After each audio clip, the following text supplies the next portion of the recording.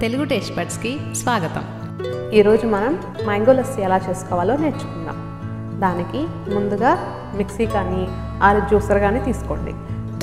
దాంట్లో ఇలా సన్నగా కట్ చేసి పెట్టుకున్న మ్యాంగో వేసుకోండి. తర్వాత కొంచెం పెరుగు వేసుకోండి. నెక్స్ట్ 2 టేబుల్ స్పూన్ షుగర్ వేసుకోండి. దీంట్లో కొంచెం ఐస్ క్యూబ్స్ వేసుకోండి. కొంచెం వాటర్ కూడా యాడ్ చేసుకోండి. మూత పెట్టి దీన్ని మిక్సీ వేసుకోవాలి. చూసారు కదా ఎంత బాగా వచ్చిందో. ఇప్పుడు దీన్ని గ్లాసెస్లోకి సర్వ్ చేసుకుందాం.